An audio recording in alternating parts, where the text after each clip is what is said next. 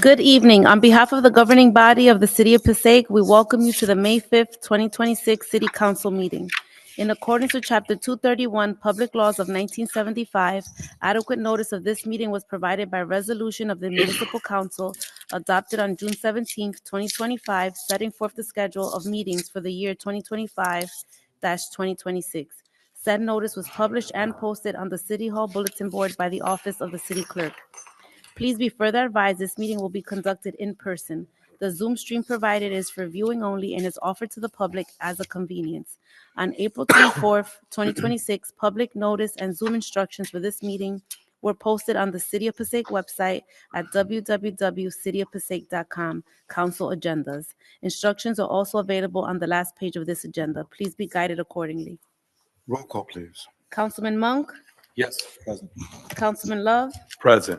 Councilwoman Mello, Present. Councilman Mayor, Present. Councilman Garcia, Councilwoman Colon Montañez, Present. and Council President Scheer. Here, shall we stand for the application, please? Heavenly Father, we want to thank you, Lord, for allowing us to meet this evening. Father, we ask you to please guide us in the decisions that will take place this evening. In your beloved name we pray. Amen. I pledge allegiance to the flag of the United States of America and to the republic for which it stands, one nation, under God, indivisible, with liberty and justice for all. Council President, can I ask for a moment of silence? Yes.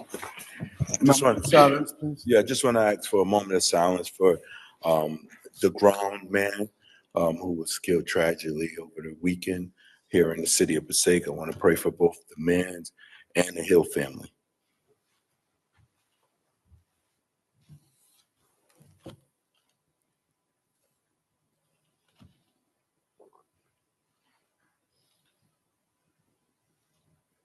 Thank you, Councilman. Thank you.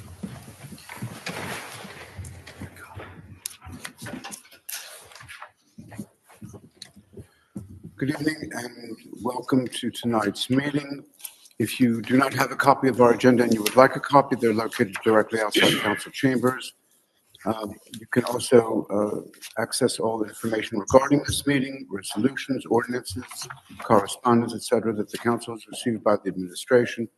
Those are also available to you online. Our first order of business is Roman numeral 4 on our agenda, Mayor's Presentation 2026 Preliminary Budget Presentation. I believe this is considered a receipt tonight by the council of the budget. As we all know, the budget is the mayor's budget until he hands it to the council, at which time it becomes the council's budget. When budget, it is certainly, with all that confusion, it is the people's budget. And with the people, we will share with them why we are contemplating what we are. Mayor, may I turn the floor to you, sir?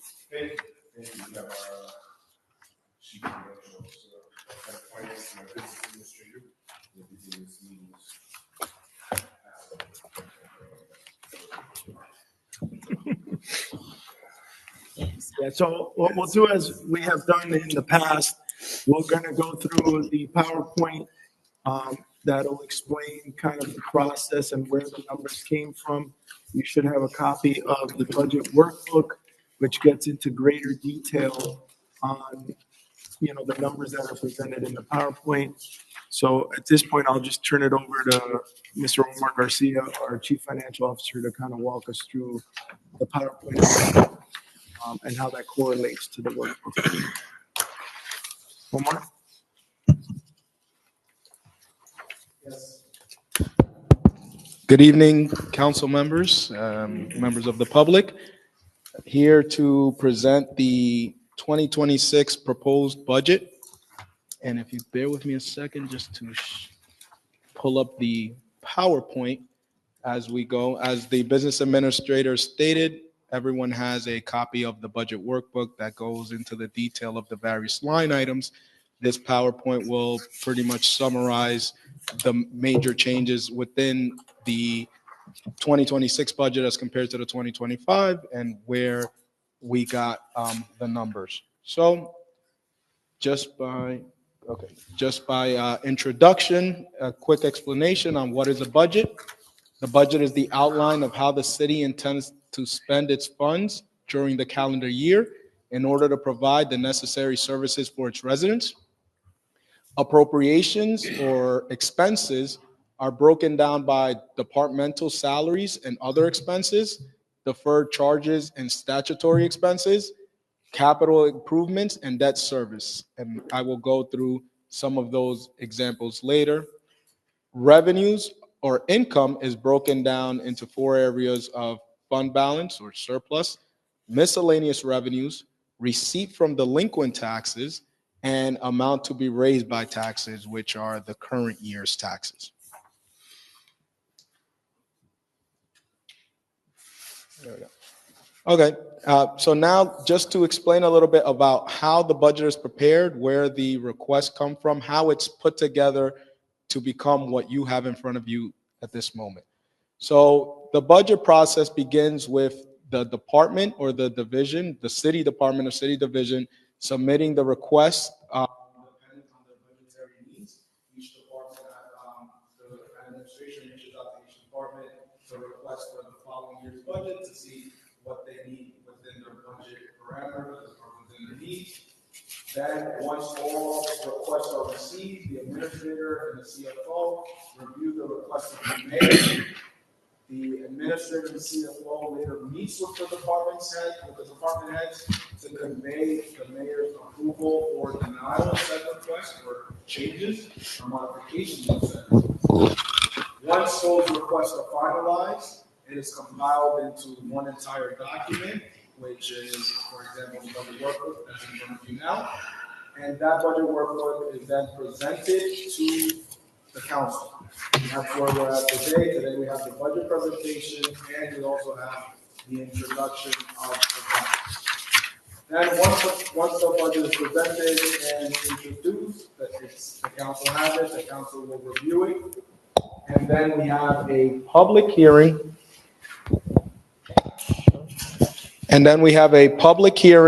Which now is set for the meeting of June 4th. The members of the public will come up and will be able to speak on the budget or questions they have on the budget. And then subsequent to the hearing, there is the adoption process where the council can vote to adopt the budget. So getting into the 2026 proposed budget. Again, starting on the appropriation or the spending side, appropriation are what the city anticipates spending for its day-to-day operations. The total proposed appropriations for 2026 is $123,391,502. And of course, you would ask, what are the significant changes in appropriations from last year to this year? So the biggest part of the budget, one is really just one line item, is health benefits. And I will explain more health benefits as I go along, but health benefits increased $6,534,800 due to an increase in health premiums. That was approximately a 31% increase set statewide. And we're part of the state health benefits, and that rate increase is set by the state. We also had liability insurance, which increased $960,000 due to an increase in premium set by the Joint Insurance Fund. Again, that's a 32.52% increase from 2025. We also have our garbage and recycling collection and disposal costs, which increased $334,000 or roughly 9.57% from 2025. Those are contracts that the city has, and they have a set term. Once they expire, the city has to go out, rebid them, and those are then the responses or prices that come back from the companies willing or submitting bids. Then you also have the library appropriation, which is set by the state of New Jersey, which increased $216,341. And just to note, all those increases that I just mentioned were either set by contracts or other governmental agencies. So just so the council gets a feeling for this budget and what we had to do to get to the number. When we walked into the mayor's office telling him that health benefits alone was $6.5 million, which equates just that number to an 8% tax increase. Obviously, you know, he was adamant that there's absolutely no way that that is something he could present for the residents of the city of Passaic. So then we really had to roll up our sleeves and get to work. But I just want you to get a feeling that just that health benefits alone was over 8% tax increase. It's 8% of our budget that we then had to cut to reduce it down to an acceptable level for the mayor. And sticking on health To clarify, benefits. I know we say it every year, but the acceptable level is the commitment I made when I first ran to never go beyond 5% under any circumstances. So just. I didn't want to give the punchline. No, I just. I didn't want to. No, it just begs the question, I what's wanted the to open acceptable it- level? I wanted to open it up with the punchline at the end. Well, and staying on health benefits, and we have our own slide on just health benefits alone because it is the driving factor on cost increase for this budget. And we wanted to point out that over the last 4 calendar years, the state health benefit premiums increased 96.68%, meaning that 4 years ago, what we were paying for one employee is half of what we're paying today, or it doubled, pretty close to doubled now than what it was 4 years ago. The State Health Benefit Commission approved, again, a 31% rate increase for 2026 Health Benefit Program plan year. For us, again, that represented $6.5 million in increased cost for employee health premiums. Now, again, following this closely as the mayor and the business administrator, we always follow it closely. Per the New Jersey League of Municipalities, the state health benefit plans actuary, those are the people who look at, or the consultants that actually look at the plan and determine the next year's rate increase or future rate increase, they're actually reporting that it's likely there will be another double-digit premium increase for plan year 2027. So unfortunately, this looks like it's going to occur again, hopefully not at the level of 31%, but we don't know.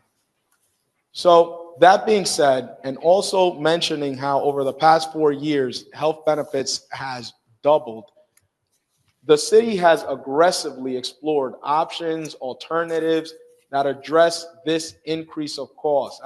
I mean, we've looked at coming out of the state health benefit plan for a private, fully insured plan or for a self-insured plan.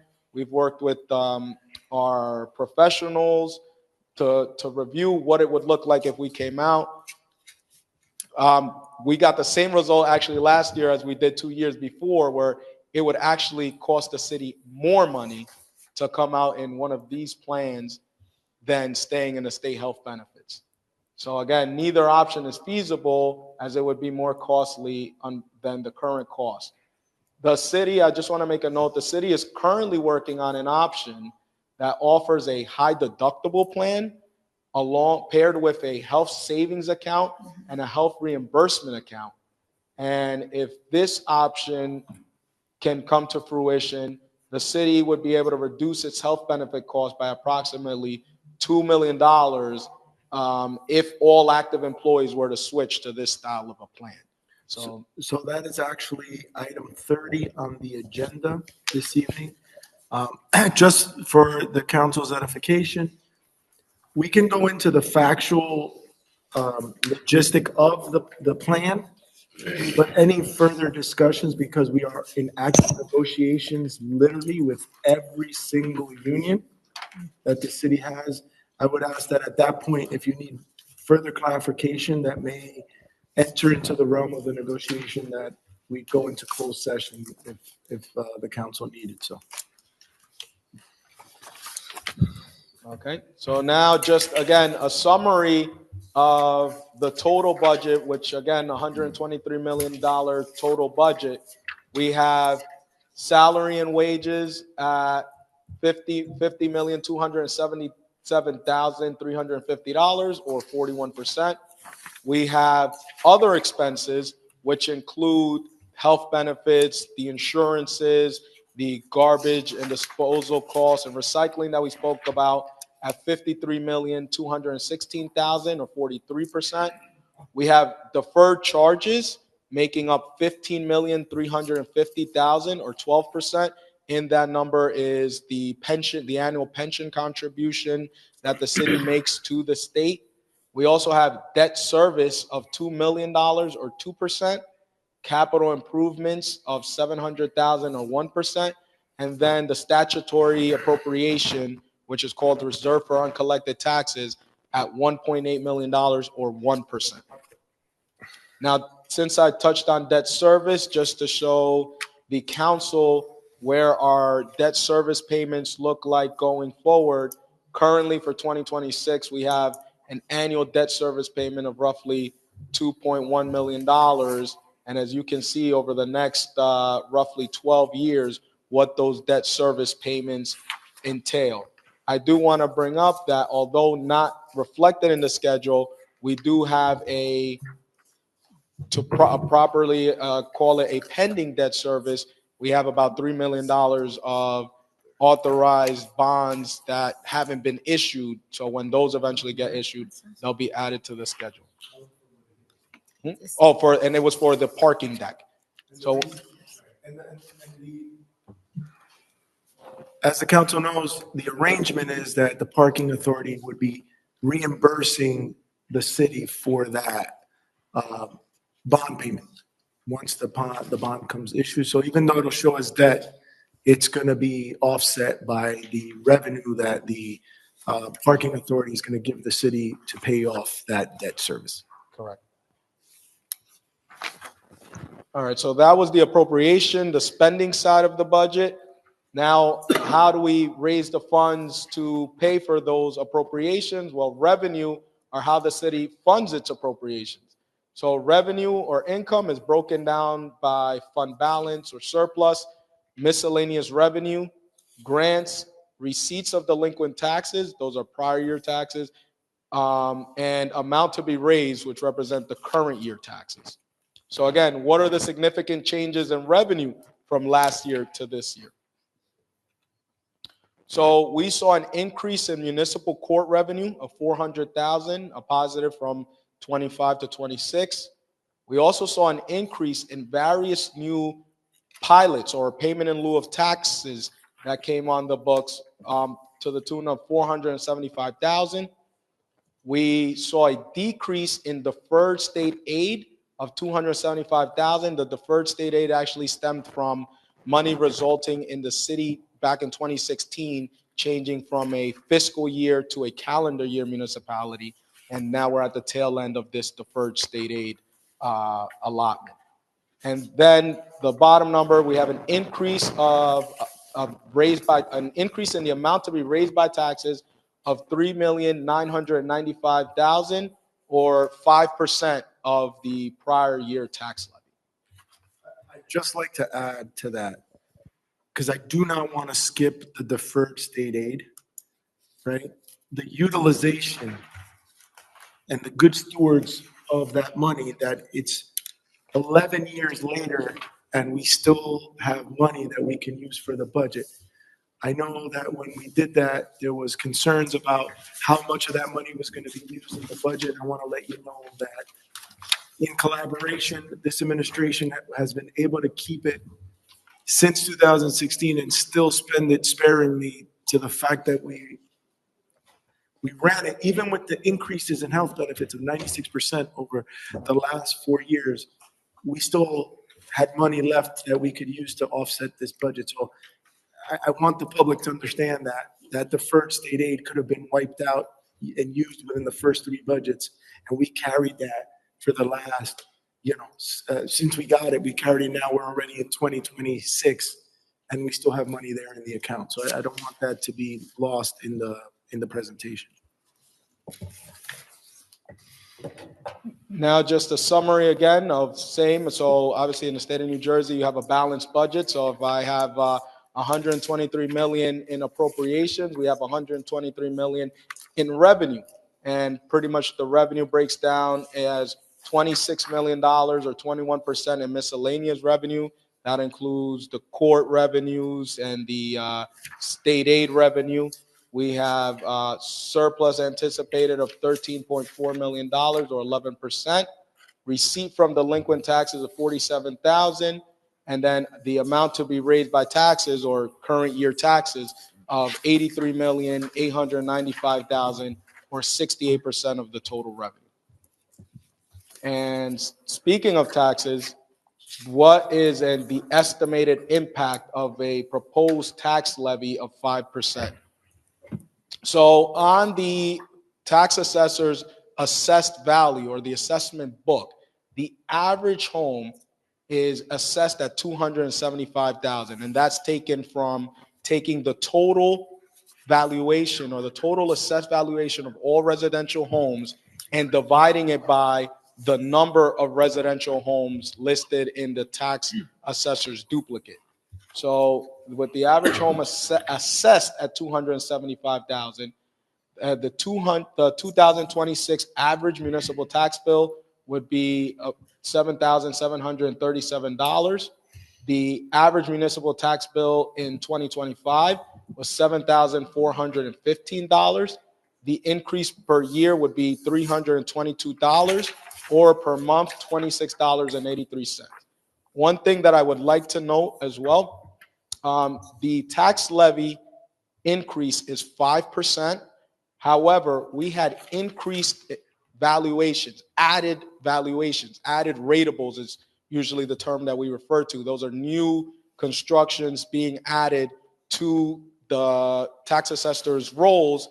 And what that allows us to do is, even though the tax levy increase is 5%, for the existing taxpayers, they'll actually feel a 4.34 increase to their tax rate, to their taxes. So that is pretty much the summary of the budget workbook. If any of the council members have any questions or on the presentation or the workbook. Councilman Love, please. Yeah, thank you, Council President. Just real fast, other expenditures on this page right here. I know health benefits are in there, but what else is included? So again, and I'll just read some of the things off. So for example, you have health benefits. I'm sorry, and also, is it correlated with? So, and that's what I was going to get to. So if you actually, in your budget workbook, you flip to page 6, starting on page 6 through page, bear with me, 7. Page 6 and 7 actually gives you a full detail of that other expenses, and just some of the bigger items to highlight. You have health benefits, you have liability insurance, you have the departmental other expenses, you have collection of solid waste and recycling, the disposal of solid waste, the amount needed to raise for the library that's set by the state. So pretty much, again, pages 6 and 7 give you a detailed list of those other expenses. Yeah, and if I may, if you're wondering, well, how did the city go from an 8% on medical benefits down to the 5%? If you start on page 5 and flip through the pages, everything in parentheses is what we had to cut to get that 8 down to a 5. Is that page 5?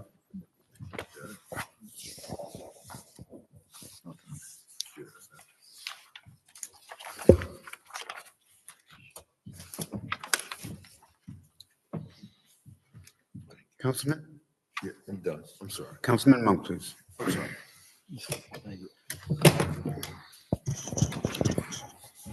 I just want to comment. I appreciate the very thorough and clear presentation. Very informative. Gives clarity exactly where we are. And why we're facing a increase, as well as just a nice overview of the budget. Really appreciate it. Thank you. Thank you. Absolutely. Councilman Mayor, please. Thank you. I second that. Very, very clear, very thorough. A couple of questions. What's our bond rate right now? What do we pay? What do we pay on bonds? So the last time we issued bonds was back in 21, we were a AA bond rate. And what's our interest rate on the bonds? So again, back then when we issued bonds, it was a coupon rate of 5%, but an actual interest effective rate, and I'll get back to you on the exact number, it was like around 2.5. Interest was very low back in 2021.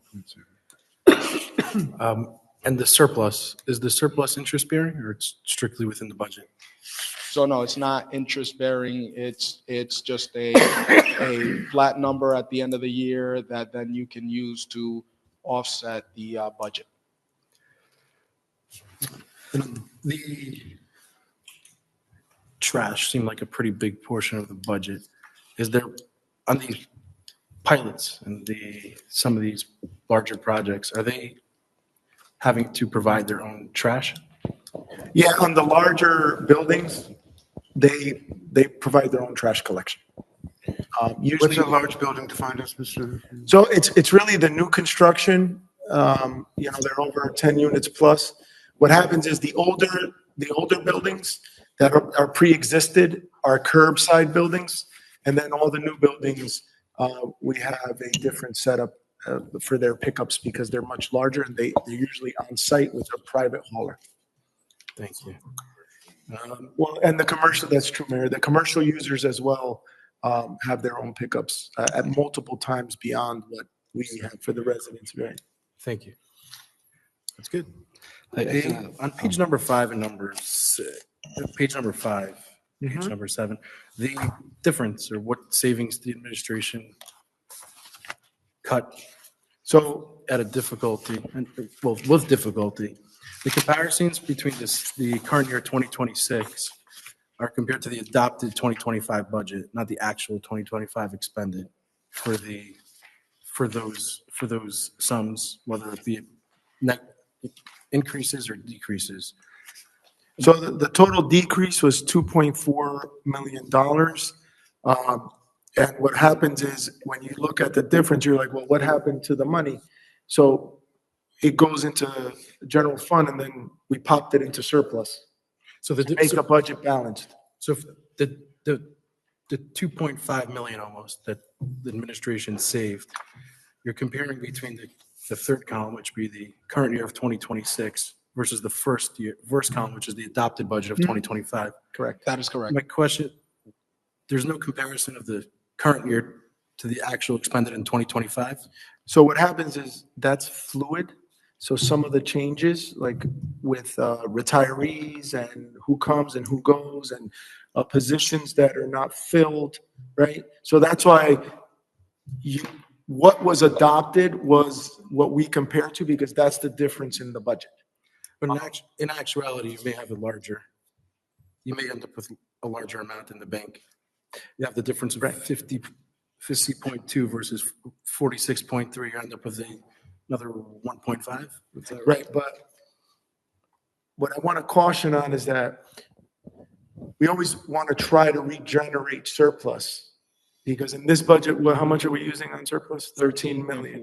Which is another accolade, by the way. We were able to keep it flat from last year to this year with an increase of $6.5 million. We didn't use any more surplus. But what happens is those differences is what rolls over into surplus that then allows us to plug it into the budget to keep it flat. So I just want you to keep that in mind. So it may look like there's more money, but what happens in reality, it goes into surplus and then we can't regenerate that same amount.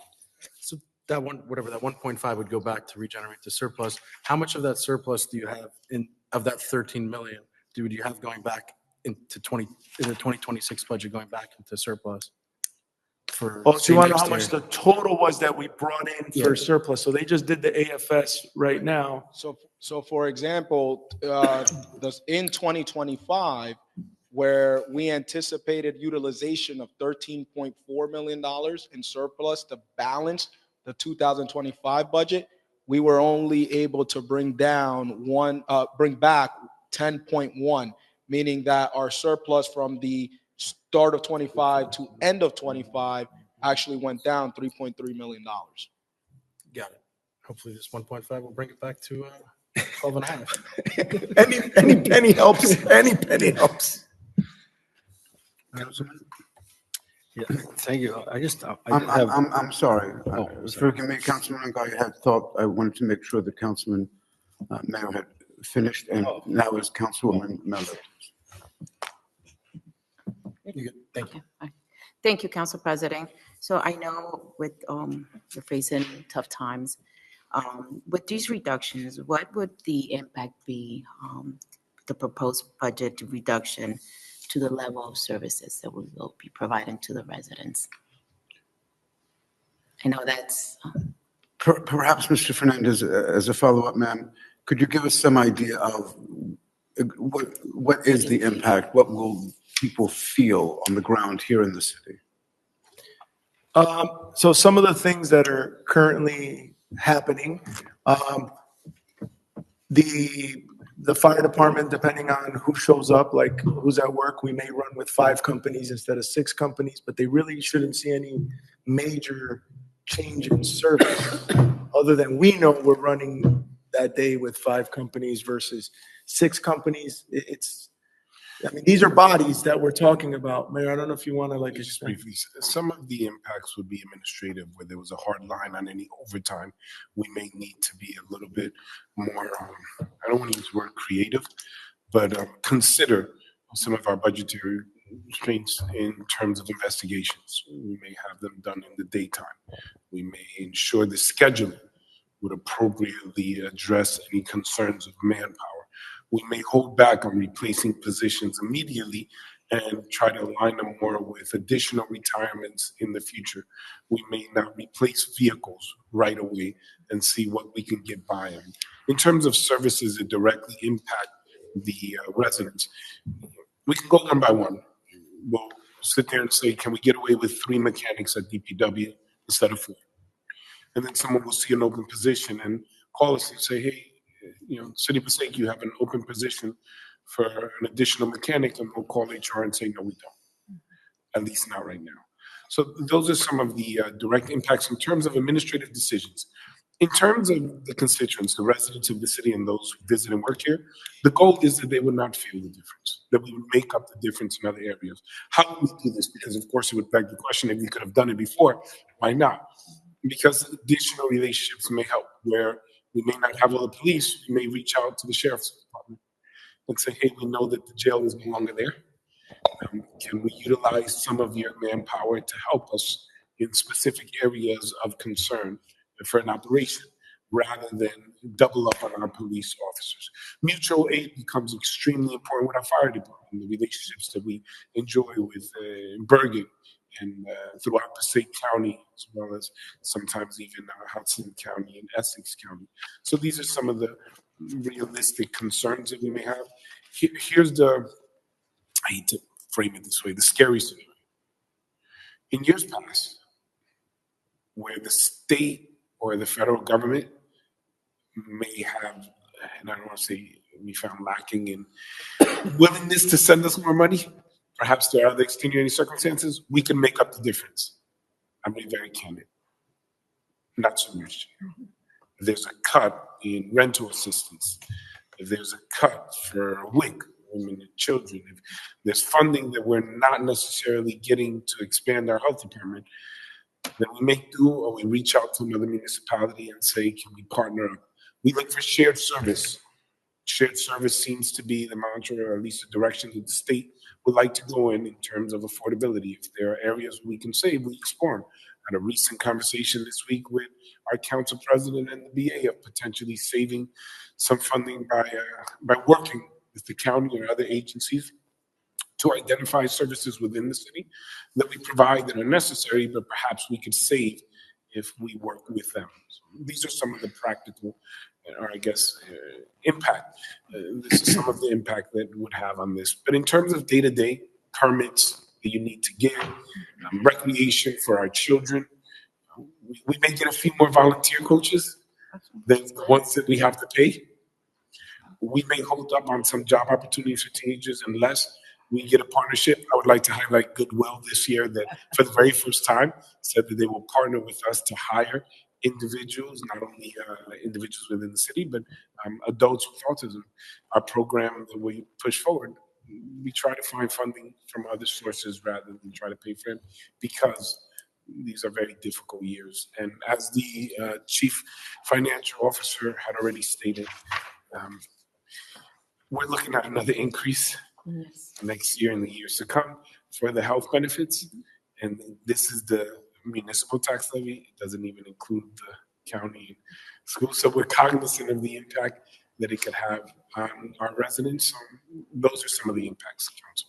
I hope that gives you some perspective. I didn't answer it in complete detail, but gives you a general perspective of what we have to do to stay at this 5%. No, thank you. And listen, I mean, I hear it. Just had a meeting last week, and everyone was complaining about the health increase. You know, and I mean, those that opted early on to go into now being self-insured can do it, but those that have not been able to, they're having a hard time, just like us. So well, it's throughout the state. It is throughout the state. Yeah. I say this purposely to both bring a little bit of a humor to this situation, very serious situation. But I recall, and I don't know if you'll remember the assemblyman when I was sharing with him, what was it, a few months ago, of all the complaints we were getting in Passaic about the rising healthcare costs. And he just gave me a look with no words. Like, yeah, you're not the only city reaching out to me from the state, as there are many cities that he represented in his other role. But it is a challenge throughout the entire state of New Jersey. Thank you. If I may, the tax increase is 5%, but it's offset to come down to a 4.2. Yes. Is that right? Yes, sir. Do we anticipate next year, same time, same station, do we anticipate similarly that kind of increase? As far as the tax levy? Right. In terms of going. So that's really dependent on the development world. The council has seen several of these projects that have received designations and redevelopment plans. At least one of them is going to the board tomorrow. We have one of the larger ones on this evening for the council to consider. We have been historically, primarily in the last 4 or 5 years, we've been historically over the $10 million mark. But again, the scenario is it offsetting the amount of appeals, right? So if we get $10 million, but the appeals end up being $15 million, yeah, we don't feel the $15 million. We're only going to feel 5, right? But in this case, we were actually able to overcome that number, and we anticipate that the growing interest in investing in the city of Passaic will continue, and we hope to see large numbers. I don't know if this we can replicate 18 million next year, but we hope that in the next couple of years we should see in the 20s. But that's wishful thinking, looking at what's coming down the pike. But also to your point, it was around September that I gave a directive that we would have a hiring freeze, where we would not move forward on filling positions, and we would look how we can make up the difference with existing employees. We would take an approach of hiring within. If there was a real need in the department, then we would identify perhaps potential candidates that were in another department that could perhaps take up those roles, whether dual roles or leave the department, and they would be fine. The reason why I bring that up is because you make a very important point, that we don't see an expected. We're not expecting a windfall next year. That's the truth. We're not expecting that. We're not expecting the state or the federal government to turn around and say, hey, Passaic, here's $40 million. We just found it and figured you should have it. So these are the years where we have to make tough decisions. And I think the reality, and our residents understand it, and they connect it to the services. Of course, they understand storms and the need to hire contractors to remove snow when things get out of hand. They understand emergency road repairs or other services that we have to provide. So they get that we're going to have to increase taxes. But we also have to make tough decisions to try to keep that at a reasonable number and give an expectation to our residents that we're doing everything that we can to reduce that number where we can. If I, Mr. Fernandez, in terms of on page 3, you have variance between 25, 26. You've got a number of categories that generate income, St. Mary's, police, etc. Why are they being zeroed out? Well, I'm sorry, where are you exactly? On page 3? Am I looking at this wrong? So Council President, if you're referring to the handful of ones that have zeros in the first and second column? Well, actually, I'm talking about the last column. Oh, the last column represents that we're anticipating the same amount in 26 as we were in 25, meaning there's no increase or decrease in the amount anticipated. Right, so as you go through that last column, right, the reductions are in parentheses, the added, the ones that we're anticipating. So if you look at the 1, 2, 3, fourth one down, that's the 400,000 that we're adding in court.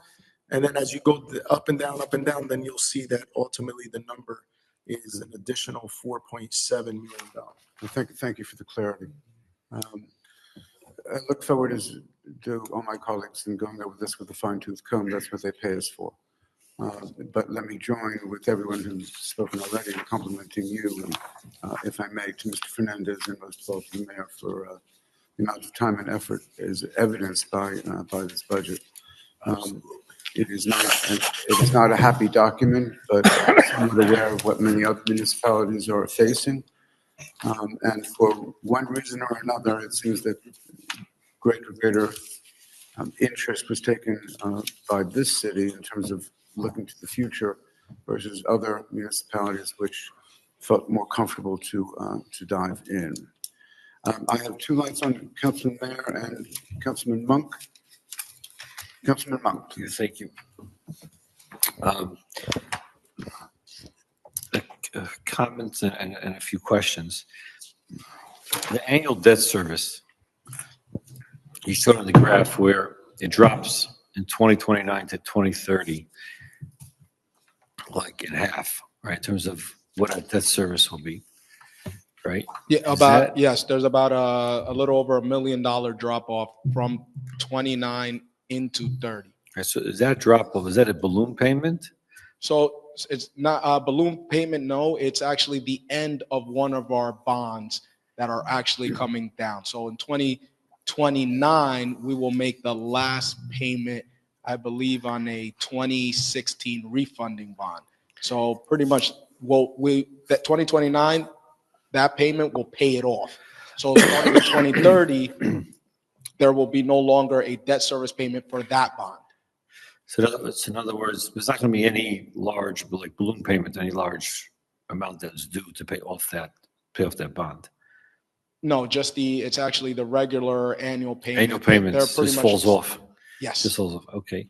The debt service here, it says including sewer utility debt. Does not say anything about the parking authorities debt. How much debt does the if you know offhand, obviously it's not this budget, how much debt does the parking authority have? So actually the parking authority does not have any debt. They've only had one bond payment back in 2009, which they paid off. I think it was like a 10 or 11-year bond. So they have since paid off that debt. So, and actually, just to reiterate what Mr. Fernandez was saying, if the council remember, when we built the parking deck, the council approved a bond ordinance that allowed, I want to say, $3.7 million worth of debt to be issued by the city.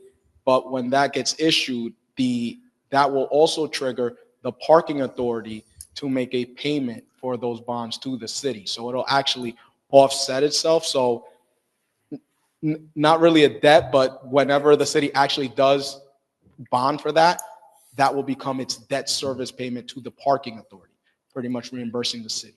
Right, so the parking authority in essence will be paying the debt that we're carrying. So to say that we can't bond, like if we were to bond, the parking authority were to bond, let's say another $3 million, then that's where the difficulty would be to pay off the current debt service. So I know that Omar said parking authority has no debt, but it has a debt commitment to the city to pay that debt. Okay, so thanks for the clarification. So that debt service that the parking authority has an obligation to pay, which means the city actually took out the bond. Yes. It's in the city's name. Is that included Mm-mm. in this debt service So that's on this graph?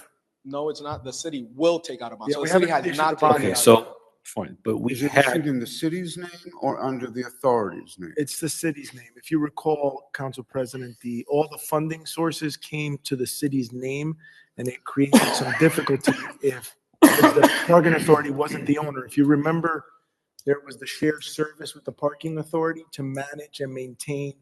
So the ownership of the deck is the city's, and the agreement was between the parking authority and the city to maintain and operate the parking deck. In return, we would be issuing the debt, we would be paying off the debt service from the parking authority end, right? And then there's already a shared revenue agreement in which whatever excess revenue is split between the city and the parking authority. So it kind of was a very nice, easy way to pay off the debt and the city keep ownership of the parking deck. so Mike, where I'm going with this question is, so in the past, the city had debt that was being paid off by the parking authority. Is that? No, No, previously the parking authority had the debt and paid the city. So the reason the parking authority had debt is because it purchased the parking lots that the city owned. So they took out a debt and paid that purchase price to the city. Now, the parking authority literally just came off of their last payment, which made it perfect timing to be able to say, all right, we will then, so the city doesn't have to pay that extra $3.7 million in debt. Now that that opened up in the parking authority, we made the agreement so that the parking authority pays off the debt that the city is Okay, bonding. so the revenue that the parking authority used to pay back the city, right? That all came from the parking authority's revenue Yes. from, meters and so on and so forth? Yes. Okay, so this new debt, new bond of 3 million, does the parking authority have enough revenue on their own to cover that debt service? Yes. of So the $3 million? That's my question. That's a great question. So all we did, without calculating the additional income from the deck, because the parking authority just came off of their debt service, all we did is just use what the income we've already have from paying that debt service into turning it around and paying now whenever the city issues the bond. So the beauty of the timing was that we're paying it off with existing income. All the extra income from the parking deck is literally split between the city and the parking authority, while the parking authority maintains it on. It was perfect timing when we were able to do those agreements. Okay, fine, thank you. Next point I have, and also a question regarding these new developments of redevelopment that's coming down the pipeline, right? Talking about, I know Council President asked about next year, what next year will look like. Are any of these developments, are they going to come before the city for any type of pilot programs that we know of today? So as of right now, no one's requested a pilot payment for the ones that are on. We've been very successful where the smaller redevelopment projects through affordable housing funding and things like that after the mandatory set aside that we put in at the mayor's request and the council approved. We've been able to contain them really not coming in. I could tell you that the much larger ones are probably going to come in and request some sort of pilot. There is a pilot this evening that is before you, and that is for Spear Village, which is rehabilitating the four of the 6 buildings. And I could tell you, just to give you the punchline, it would literally pay us more than we get for the entire site just on that pilot payment. Right. So you kind of get a feeling for how we're doing. So as of right now, there's been no request, but I can tell you just by the sheer size of some of them that you may get 1 or 2. But I have to tell you, and we did this, I think we did this scenario, we ran this scenario maybe a year or 2 ago, and I think you were the one that asked the question. Out of all the number of redevelopments that we've had in the city of Passaic, the actual number of pilots that we've issued, whether it be 5-year or the 30-year variety, which is a lot less common than the 5-year here in the city of Passaic, was almost within a hand and a half. And we've done, I lost count how many redevelopment plans we've done in the city. So just so you get an idea that, yeah, there may be 1 or 2, but in comparison to the number of projects that we've put out there, it's not a very large number. And that's at 5% versus is that 5 years versus the 30? Either one. So either one. We're very, very low in comparison to municipalities that use redevelopment at the pace that we're using redevelopment. Our numbers are significantly lower than the amount of plans that we've put out there.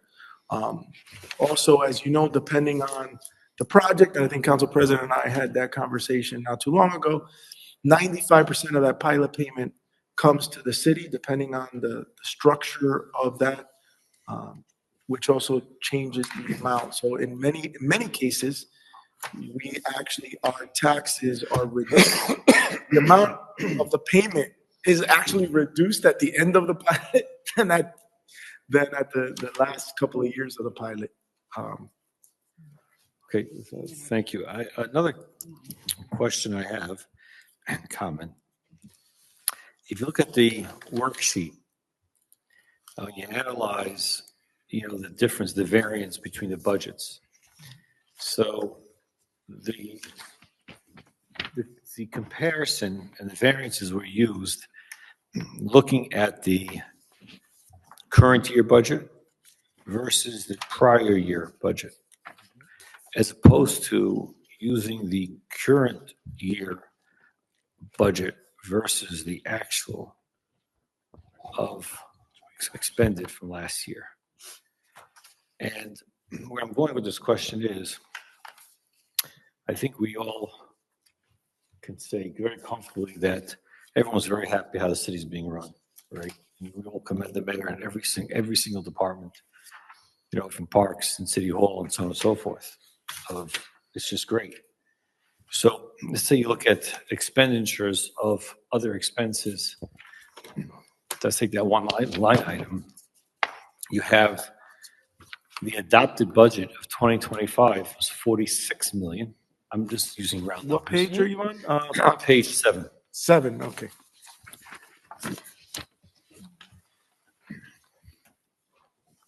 The adopted, I'm leaving out insurance. I don't want to go with anything near insurance. Okay, obviously. Okay. So, other expenses, you had a $46 million budget for 2025. Actual spent in 2025 was 42 million, 4 million less. And the budget for 2026 is 53. So when we compare the budget for 26 of 53 million to the budget of 25 of 46, right? There's only call it a $7 million increase. But if you were to compare this year's budget to actual what's expended in 2025, and actually is $11 million increase. So if we were able to run the city last year for $42 million for all these line items here, and let's put on a 5% increase whatever number you want to put on there. Why can't we do it for 46? Why do we got to go to 53? So if I can, just to add, because I think your question is right around along the line where Councilman Mayer's question was leading to, and to piggyback on something that the mayor's also mentioned. So two things with the actual expended. The actual expended represents expenditures that were recorded through December. There are bills that come in after December, but still related to 25 that have to come out of this budget. So that's why, for example, the state of New Jersey, who treats the budget very conservatively, allows you to keep this year's budget open for a secondary year for that exact purpose. So when expenses come in, for example, PSE&G, which is about $100,000 bill, their December bill comes in January. That's not reflected here yet but it will get paid out of the 2025 budget. So that's, for example, one of the reasons that's in there. Also, going back to the comment that piggybacking off the mayor, we learned about this health benefit increase very early on in the year. I think they voted on it in July, but they were talking about it as early as April. And once we knew what it meant coming to this budget more than a year ago. So decisions were made to reduce spending and also try to, for example, someone who may have retired, try to not replace them last year and wait till this year to be able to, save some money that we know we're going to have to need in this year's budget. So I agree with what you're saying, Councilman, but I would say that some of these actual expenditures don't represent what we actually need in a calendar year, especially the 2025. No, understood. In terms of there are additional expenses, I would imagine we're coming up to May. I would imagine by now you have all your expenses for 2025 in the system, right? You're not getting any more utility bills in May for 2025. So I would imagine you probably have some updated number of what the actual expenses were for 2025. But going back to the second comment, but the city did run with those vacancies, right? So, and the mayor did a great job. Everyone's happy in the city. So, is there any reason we can't go forward with whatever vacancy that is to go forward with the same vacancy? Depends what vacancy and what we're facing. So if we have, and I'm going to try to be very general. If we have a certain number at DPW that we've been able to get away with, and we only deal with 2 major storms, then we're fine. When we get hit with 10, we get dealt with a bunch of apparatuses that break down, and we fix them in-house. It would cost us more to have to send them out to fix, and then we may need a mechanic. We get a few people out sick, and we don't have the replacements. I don't want to say, because I never want to present to the community that we take a gamble. We try to take a pragmatic approach at staffing and at what services we provide, but we cannot predict the future. We can plan for it, and we can run through scenarios, but we don't know. Look at just 2025. That storm hit most of the cities around us with a complete surprise. We were among the first that ran out and contracted individuals to help us take off the snow. We would hope we're not running into that every single year. So it depends. I think we're going to take a very close look. I mean, right now it's called the mayor's budget. After tonight, it becomes the council's budget. You go through it, and we're going to take suggestions. We're going to find someone else to take it down the road. But we'll go through it. We'll see what we can go through without having to fill vacancies. Like, there are some conversations when it comes to public safety that we can have, very serious ones. And by God's grace, things have gone well. Strategically, under the chief's leadership and under the chief of the fire department, we've been able to be responsive to emergencies and through mutual aid. We would hope we don't have years where we have greater challenges, incidents, where we need more police officers. When it comes to internal, again, we have been looking at every department and seeing where we don't have to fill seats or where we can shift someone over to another department. So we are looking at it. As to your question, why can't we? It's not that we can't. Is that it's much harder to fill them once we're in the situation. than it is to plan for it ahead of time. And right now, we're trying to plan as much as we can and not fill all those vacancies, but we also understand the government needs to run and we can't predict what's going to happen. Does that make sense? Yeah, it does. It does. So there's a specific area. I think there's just if I look at these numbers, strictly these numbers, Sure. if we would take last year we actually spent, okay, minus, added some bills that are missing, and add on a couple percent, obviously there's increases here and there. Yeah. We probably just use last year's expenses, how the city was run. We probably could swallow the increase of $6 million of health insurance costs. If you just look at these numbers, they're hard, right? Perhaps if But we obviously, consider I'm grants we looking receive- I'm looking 30,000 feet high. Sure. Too general. Okay, I'm too general. No, but it's a good point. It's a valid point. The other thing I would ask, consider, maybe if we looked at it over the last 4 years, if we consider what grants we received, we consider what additional revenue we had through COVID money that is not going to be available anymore, that does leave us in potentially precarious situations if we don't. So that's even more of a reason Yes. we need to run at I'm not going to use it, I don't mean skeleton crew, right? But more of a reason that if we're able to run the city with X amount of Yes. services, employees, whatever it is, that we need to continue because of we're running out of COVID funds. Sure. It's We're what running we out did of early on. out of that big check we got from the state by changing from fiscal to calendar and so on and so forth. We actually need to even tighten up even more. Yes. And to our CFO's point, that's why we made some of those decisions early on last year. And then we're looking at this year to see what can we do without? What can we practically do without? Yeah, so I'm going to, if I can, I want to state. I want to respectfully caution everyone, forgive me, Mayor. Yeah. And that is that we wanted to be very general tonight. He, Mr. Fernandez's words that some of what we're saying, whether we know it or not, could impact negotiations. So unless the question is pressing, I would ask that it be made privately rather than for the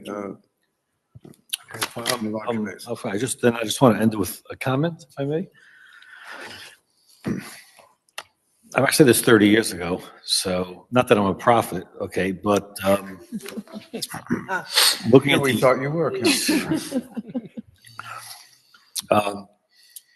where government was, again, the little bit that I understood 30 years ago is where government was going in terms of costs, right? And is that the government is probably 20 years behind the private sector or more, right? Over the last 20 years, how the private sector, they had to consolidate, right? Look, in the state of New Jersey, you have over 500 municipalities, okay? Please, nothing personal to anyone, any director, just, it means you have 500 mayors, you have 500 police chiefs, 500 fire chiefs, and it keeps going on and on, right? And all the councils, everything, right? Every single department, right? Obviously, you can't just have one big city for a whole state, right? You have to, every area has their needs and so on and so forth. But it also comes to a point where the private sector couldn't handle it, and that's why you had all those consolidations in the private sector, right? And it's the same thing with government, right? You see, the mayor yourself mentioned about how we do with other municipalities, right? Or maybe joining with the county, right? That's where the private sector was 20 years ago, because it's just not affordable, right? I remember looking at these budgets back 20, 25 years ago. Our expenditures were $80 million or 77, somewhere around 70, $80 million. We're talking about $123 million today, right? Okay, many years people make more money now. I get it, right? But as this keeps increasing more and more, I think it's going to force government, whether it's health, but it's even fire departments, right? Privatized fire departments, right? There are municipalities that have done it in the past, right? Or any department, because it's just becoming to a point where it's just not affordable. It's going to crash. Anyway, I'm just leaving with that thought. And that, again, is a fair point. I would only ask for all of us to consider that certain services have decreased over the years. Like I'll give you a minor example. We have found that the need for crossing guards have increased over the years. We have found that with the blessing of getting funding for schools and school developments in that small area where we would go, well, have we strategically looked at the areas and where we can use crossing guards? We've had our police go, unless you put us there, we get volunteers to cross people, we're gonna need more crossing guards. Now, those are minor salaries, but it gives you a glimpse as to how things happen in the city, that there are some services that we can say, hey, maybe we don't need to do this as much, or see how we can partner with the municipality. There's no municipality looking to consolidate crossing guards with us, right? So one example, DPW, we would look at the county and say, hey, maybe for roads, you're doing most of the county roads. What would it cost us to have you do all the roads and we don't have to pay it? Or like others have pointed out, to garbage, or maybe requiring more individuals to look at that. Besides, as the business administrator mentioned, newer developments are commercial areas. They have constantly taken up the garbage collection themselves, and that saves us on some money. So we continue to explore. I just wanted to give you small examples. Recreation, we were benefiting from having a county park. They still haven't taken up the recreation part of the park. So we still run the recreation there. We run the coaches. We run the programs there. Minor costs. But I think to your point, the task is on us. And you're right, the private sector was far ahead. I think the difference, and I think we all know it, is that the private sector gets to look at their budget, and it's as simple as, are we in the black or the red? We're in it for a profit. And we have to consider what services may be eliminated, or where are we hurting individuals if we worry too much about the numbers. That's a challenge that we live with. But you are right, we do need to explore that. So we will, and we always look forward to having the council join us in any meetings or any groups that we can look over the budget in more detail and have these discussions. Thank you, Mayor. Councilman, Mayor, please. Thank you. Just a bunch of other questions, but the crossing guards is interesting. Interesting you mentioned the crossing guards, because like the development of a lot of areas, like we're bringing more families here. That's what we want for Passaic. Yeah. Are we increasing our expenditures more than our revenue by bringing in these developments and things like that? No, not overall when you look at the budget in the whole. But I mean, there are services, like an example like that one, where we would need to have a.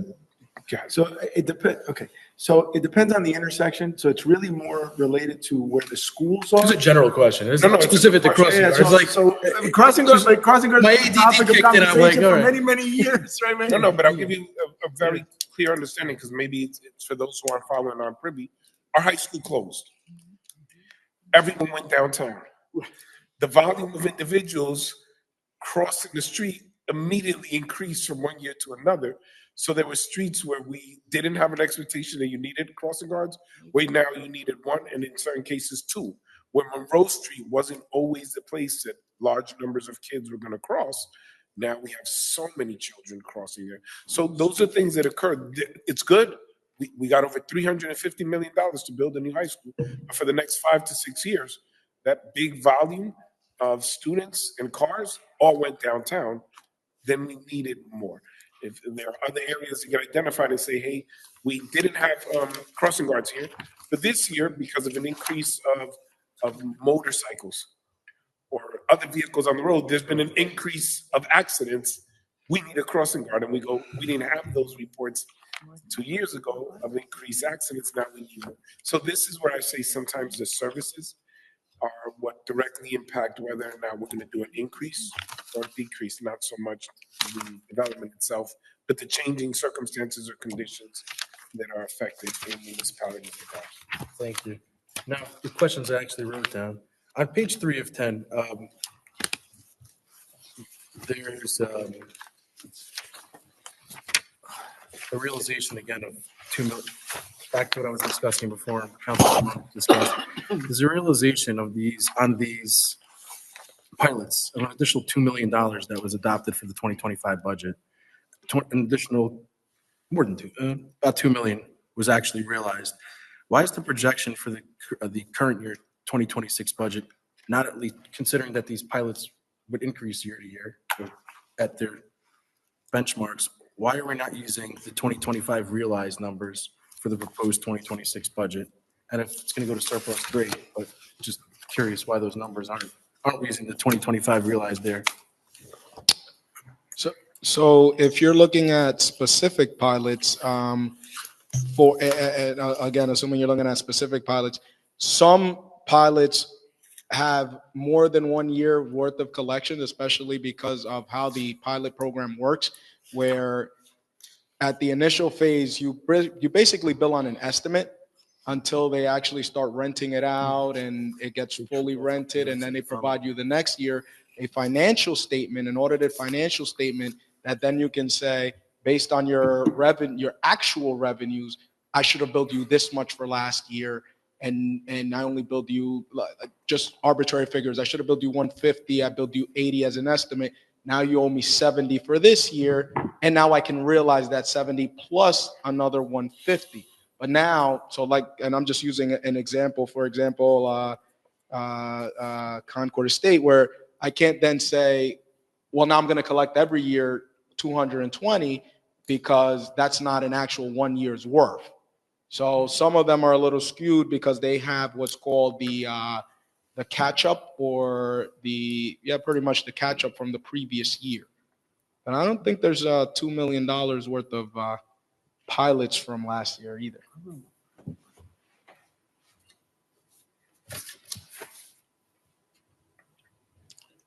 Councilman? Close to it. What's that? I guess close to it, including the housing authority and the likes. Yep. Yeah. Total. Yeah, I'm looking like almost 2 million. I think so, Yeah. between the first total and the second total. Right. So like, if hopefully we get close to that number before, that number would go back to surplus as well. It will, absolutely. But again, and it's just so happens that tax is under my department, so I'm a little familiar with the billing of them. Like some of these, and again, I guess not to name, well, they're line items, so I guess I can name them. Like the one called Jack Parker, where we anticipated 350 and collected 450. I can tell you that was the exact same example that I gave you, where it was also, the true up, that's the word that we call it. The true up from the previous year, but his actual bill every year is more closer to 350. But my assumption is that overall, we're doing pretty well on these pilots as far as them being profitable, and some of these are going to come. We're going to have increases overall. Then just based on these.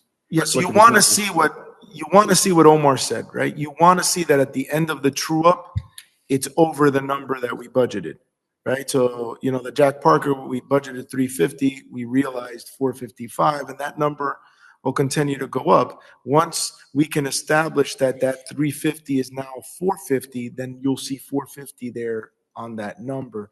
The issue is, because of the way the tax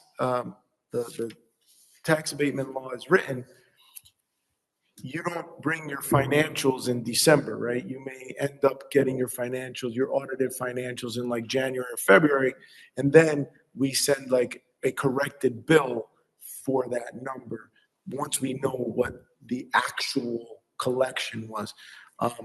And again, I hope we have a very, very, knock on wood, a very strong rental market, but vacancies matter, right? When you're looking at percentage of income, right? So depending on if there was more vacancies this year than last year, and that kind of rigmarole. But as they grow, you are correct. As they grow, so do the percentages, and these numbers will eventually change to the higher number. On the pilots, the audits on the pilots, who takes care of these audits? It's the city or a third party? So they bring in their audited financials from a licensed, Certified public accountant. Certified public accountant that then are verified through the finance office and the tax collector's office. Is there any legislation that prohibits income from these properties to go to another entity held by the property holder? So the way it works, and it depends on the type of pilot. So on a 5-year abatement, it goes directly to whoever owns the building. In a 30-year long-term tax abatement, the law actually requires that you open up an urban renewal LLC, which is the nonprofit arm of the abatement, and that's who gets the abatement. That then is kind of back and forth with the for-profit entity, which may be 123 Main Street LLC, and then that's who owns the building, and then you'll get 123 Main Street Urban Renewal, which is the one that gets the pilot That's all structured by the state of New Jersey and the Department of Treasury, and we can't deviate from that, and neither can the property owner. In fact, one property owner deviated from that and lost the pilot. So my question's really, can I own 123 Main Street? I'm going to interrupt you, Councilman, for just a moment. We're focusing on the budget right now. Is this budget related, or? Nope. Could we impose on anyone raising it at another time? Yes, thank you. Tax appeals, have we seen an increase in tax appeals this year? So I think what's helped us, and the reason we were able to get the $18 million, is that we stabilized the number of tax appeals. And, well, there's a large one you see here before you, but that's an anomaly. And that's why we've been able to obtain, whenever he brings up $18 million in that, you're going to realize a less of an increase than the actual increase. It's because we brought in more than what the appeals were, just generically, so you can understand that. So we've been doing really well stabilizing the appeals, which is interesting at a 50, where are we at now? 50%, Pretty much 50. 50% ratio, which we know brings a bigger gap. We've been successful in defending them. The tax assessor's office has been,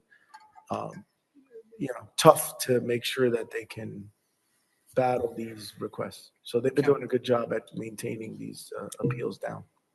Council President, curb me if I'm going off topic. I will curb you, Councilman, and remind you of the late hour and the availability of both our business administrator and our mayor on specific items which might be answered directly. Councilman. I'll reserve it for later. Thank you, sir. Are there any other questions on the introduction of the budget? Mr. Fernandez, what happens next with the budget? So if the budget's introduced this evening, the council has until the June 4th, right? June 4th, is that the right date? The June 4th meeting to adopt it or make any changes and amendments they want. It'll be a public hearing. And then if everything goes well, it'll be sent over, it'll be adopted and then sent over to the state. So what'll happen now is if it's introduced, we send it over to the state just for them to give it their look-see. Then they may make changes as well as the council. So we need to make sure that we bring those changes back to the council on the June 4th meeting. And then at that point, the council can decide to adopt it, change it, or discuss the items that the state might have. We've been pretty good. The state really doesn't, they're minor comments typically, but that's the process. Yes. Thank you, sir. With the council's permission, moving on to Roman numeral 5 on our agenda, hearing the citizens. In accordance with the Open Public Meetings Act, NJSA 10:4-1 et sec, the council opens every public meeting for comments by the public. However, in accordance with NJSA 10:4-12, nothing in this act shall be construed to limit the discretion of a public body to permit, prohibit, or regulate the active participation at any meeting. Therefore, please be advised that the council will not entertain any comments from persons who communicate obscene material, make statements which are considered bias, intimidation, in which a person intends to intimidate any individual or group because of race, color, religion, gender, handicap, sexual orientation, or ethnicity, or makes comments intending to speak any offensive language. The person who makes these statements will relinquish their allotted 5 minutes for public discussion. Is there anyone who would like to address the council, please? Yes, sir. Thank you, Council President. Joshua Goldman, 185 High Street. Approximately 2 months ago, the council passed a resolution declaring my neighbor's property an area of rehabilitation. I'm here today. Recently, I filed a lawsuit seeking to annul that resolution. I'm here not obviously to discuss the merits or discuss the lawsuit, but more, I'll say, to apologize. The council and the mayor, everyone here has been gracious with their time, and I really respect that everyone here is fighting for the residents and what's best for the community. I didn't file a lawsuit to be oppositional, to win, to whatever, but really the reason I'm here tonight is just to explain myself, is that there is a strict time bar in bringing lawsuits, and therefore, while I received great advice from a council member that I should wait and see what the applicant might, or the property owner may ultimately present, unfortunately, by that time, I would have lost my opportunity to file a suit. And so therefore, the suit was filed, I don't want to say preemptively, but obviously without full knowledge of what may be coming. And it is obviously my hope and my interest that I can withdraw the suit, that it's not relevant, and that obviously everything works out in everyone's best interest. But unfortunately, I had to do it. So hopefully, I'm happy to extend any time to the city. I'm not looking to have the city spend or waste any money on filing, on various filings. I'm appreciative of the council's time and how much they're fighting for us. And I don't want the presence of the lawsuit to be perceived as oppositional or as antagonistic or as not appreciative of all that the council is doing. So thank you. Thank you. Anyone else like to address the council at this time? Seeing no hands, I move to close the public hearing. There's a motion. Is there a second? Second. Motion and second to close. Roll call to close, please. Councilman Monk, Yes. Councilwoman Mello, Yes. Councilman Mayor, Yes. Councilman Garcia, Councilwoman Colon Montañez, Yes. and Council President Scheer. Yes, it was Councilman Love read in. He said he was going to try to get on Zoom. He has not tried to join Very you. good, thank you. We're up to Regular Rule 6 in our agenda, ordinances for second and final reading. Hearing is required. Number 1, proposed ordinance number 2522-26, amending the designation of restricted parking for disabled persons by New Jersey license plate number, introduced at the April 14, 2026 council meeting. Is there a motion, please, to give for second and final reading? Is there a motion? Second. Motion and second. Councilman Monk, Yes. Councilwoman Mello, Yes. Councilman Mayor, Yes. Councilman Garcia, Councilwoman Colon Montañez, Yes. and Council President Scheer. Yes, ladies and gentlemen, the council has opened public hearing at this time. Is there anyone who would like to address the council on this item and this item only? Seeing none, move to close. Second. Motion and second to close. Roll call to close, please. Councilman Monk, Yes. Councilwoman Mello, Yes. Councilman Mayor, Yes. Councilman Garcia,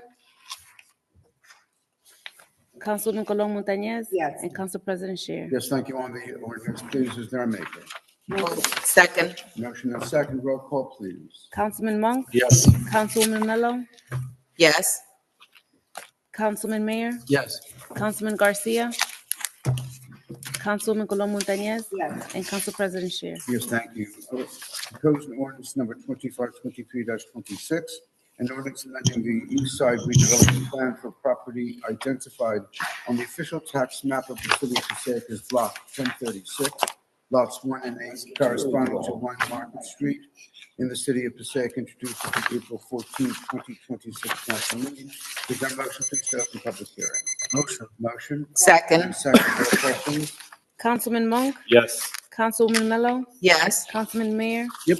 Councilman Garcia, Councilwoman Colon Montañez, Yes. and Council President Scheer. Yes, thank you. At this time, ladies and gentlemen, this is, I'm sorry, Your microphone. my microphone. Thank you. Is it working now? Yes. Okay, thank you. On 2023, we just opened public hearing, correct? Correct. At this time, ladies and gentlemen, is there anyone who'd like to address the council on proposed ordinance 2523-26? Seeing none, move to close. Second. Motion and second to close. Roll call, please, to close. Councilman Monk, Yes. Councilwoman Mello, Yes. Councilman Mayor, Yes. Councilman Garcia, Councilwoman Colon Montañez, Yes. and Council President Scheer. Yes, thank you. On the ordinance, is there a maker, please? Second. Second. I'm sorry, motion and second, Councilman Monk. Yeah, just a few questions if I may. So the parking standards on this proposal, and number 1, item 1 on the parking standards, it says that that a studio 1-bedroom needs 0.75 space per unit. But item 2 says at minimum 1 parking space must be assigned to each unit. So how do you balance again? So it's good. That's a good question. So when you average it all out, right, what we're saying is you have to provide a minimum of 1 parking space for every single unit that exists, irrespective of what your total requirement is. Does that make sense? Maybe I just don't understand it. So the studios, okay, so we limit the number of studios you can have in a building. So if you keep reading, there's a percentage you can't exceed, 20% of the whole building. I'm sorry. But then if you look, you'll have like a 1.5 for 2 bedrooms, you have 2 for 2 and 3 bedrooms, right? So when you do the math, what'll happen is no matter what the number comes up to, so let's say it's 100 units, and they need 150 parking spaces, right? So let's say there's 100 units, they need 150 parking spaces. The first 100 units is 1 for every single one of those residents, so that everybody has a parking space on the provided parking. It makes sense. However, if we're saying that a 2-bedroom needs 1.5 spaces per unit, because we're on the assumption that if someone has 2 bedrooms, good chance they have 1.5 cars on average, right? And if we force the owner to give someone who has a studio 1 spot, it means we're taking away spots that we required for the 2-bedroom, because I don't have really 1 spot for every studio. At the end of the day, if I have to give a studio a spot at no additional cost, that means I'm taking away from the 2 bedrooms the 1.5, right? Which means I'm pushing cars onto the street. I don't really have enough parking. Well, no, because you're washing one with the other. So either it's the car from the studio or it's the car from the 2-bedroom. And it's funny you bring it up. And the reason I'm smiling is because one of the catalysts for putting this was you in the ordinance a couple of meetings ago. Right. So that's why I'm laughing, because you're the one that brought it up. So listen, I don't have publicly. Hold on one second. I think Councilman Garcia keeps like off mute, and he may. I don't know if you can hear us, but I'm glad. I have no problem publicly saying I made a mistake. So the idea was that every unit should have a space to them at no cost on the premises. So that's why it's written the way it's written, so that every unit that needs a space gets a space. Okay, I understand. But if this ratio of 0.75 space per unit for 1 bedroom is based on that people in 1 bedrooms, a lot of them don't have cars. That's where it comes from. Yes. Right. But then if the ratio for a 2-bedroom is 1.5, that means we're taking the assumption that people have 2 bedrooms have more than 1 car. Well, technically, no. We're doing the 1.5 because some 2-bedrooms have more than 1 car. Some 2-bedrooms do not. Okay, that's fine. But the average, we're assuming they have more than 1 on average. And you have to round up, by the way. So if it's a space and a half, you got to give me 2 spaces. Okay. But it's 1.5. Okay. Right? So then that means if I'm forced to give a parking spot to a studio, that means I do not have enough parking for the 2 bedrooms.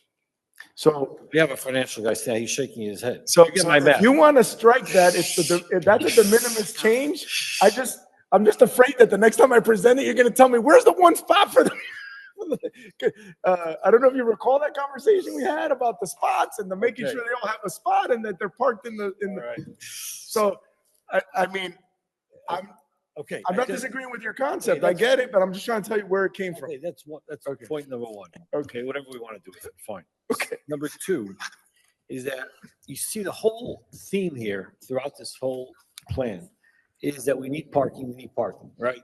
Ratio. At a minimum, 1 parking space must be assigned, right? On-site parking, and so on and so forth, right? But then we do also allow, and again, I know it's part of it, okay, this payment in lieu, right? Yes. So as a council, we put into place these parking requirements because we sit here, and the mayor hears it more than we do, of all the issues that we have in the city of Passaic and lack of parking, where we have to start doing permit parking in different neighborhoods, right? And issues we have to now allow cars parking closer to the corner because there's not enough parking. Mm-hmm. If the planning board is not on the same understanding what's going on in the city, the same way we do, okay? Because we hear things on a different level than they do. They come in for their meetings, but we get more of a broader picture of what's going on in the city.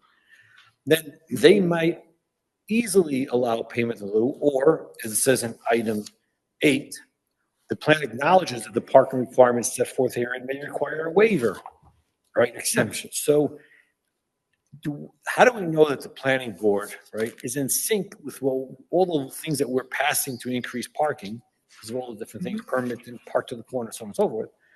What I would like to see is that for the last 10, 15, 20 redevelopment plans that we've done that went before the planning board, how many of them received this payment in lieu or received a waiver Okay. that to what the council put in place in terms of what requirements we wanted to see per 2-bedroom, per 3-bedroom. This will give us a sense that maybe we're doing the wrong thing by every plan that comes before us by allowing this payment in lieu, by allowing them to diminish the requirements on the planning board because they're not in sync with what's going on in the city. So I understand your perspective, but if I could just give you a little bit, maybe a different perspective, and we'll start with the law itself, right? So the municipal land use law of the state of New Jersey requires some flexibility for the planning boards and the zoning boards for that matter, because not every application is the same. Not every application is in the same vicinity. Not every application has the same access to public transportation. So they're allowed to evaluate all of that before they make their decision. Secondly, to go to your point about parking, they're all required by law to be Passaic residents, right? So your class 4 members, whether it's planning board or zoning board, are all residents of the city of Passaic who are living, in essence, what it is that you're talking about, right? And Gentlemen, I'm going to interject for just a moment. I'm concerned that we are going beyond the ordinance before us. These are related discussions and related arguments, but I would ask you to be mindful, please. I will be brief because Perhaps if we can, Mr. Administrator, through the council president, the councilman's request is at least the last 20 applications. If the council could receive a report of how many received payment in lieu, and then we can go from there. So let's ascertain that number. Sure. Or bring that copy to the next council meeting, and then perhaps we'll have time to have more conversation on that. Absolutely. I just want to be clear that we'll get that report, but not every application is the same. Not every location is the same. You can qualify it on Yeah, the I'll report and qualify explain them for it. you, but I just big picture. As to the request of the council. yeah, We'll yeah. make that happen, Councilman. In light of that comment, Mayor, for which we do thank you, would it be more appropriate to hold this ordinance until our next meeting to get that clarity? Is there any rush on this? So we're trying to get through redevelopment designations and things of that nature. I would say that in and of itself, and again, we'll defer to the council's decision, but I don't That's believe that the- was the intent of the councilman, unless the councilman Monk would clarify. Right, so- I think he wanted more of the information. right, because it's really not, you're not comparing apples to apples, is I guess what I'm gonna say. You're gonna see what the planning board's actions are, but it's really not apples to apples. This is a plan before you with specific requirements, right? And irrespective of that, the planning board's gonna do their action irrespective. Nonetheless, Mr. Fernandez, if this ordinance is not passed this evening, but is put for second and final reading at our meeting on April 14th, that would be it, sure. When appropriate in May, will that significantly and sufficiently hurt this ordinance if that delay is taken? I can't answer that question with certainty because, there's discussions with developers and I don't know, I can't answer that with certainty. So for my part, I would just simply ask, is that the desire of the council, or is that an option that we're exploring now? So- I don't. Right now, if I may, it's a concern that the argument and discussion has been such that it would directly affect this ordinance. If I may, I typically would say, okay, you know what? Let's just go, let's vote on it, let's move on, and so on and so forth. And the reason why I read them all, I say, okay, it's a project of 15 units, 12 units, and so on and so forth. But if I'm not mistaken, this is a project of 400 units. So, and in terms of the parking, I think it was 640. Oh, 640, actually? Parking spaces. 640 parking They're spaces that are proposing being proposed. 640. So, if the planning board, again, and I appreciate that they're all residents of the city, but they're not tuned And a in. council representative.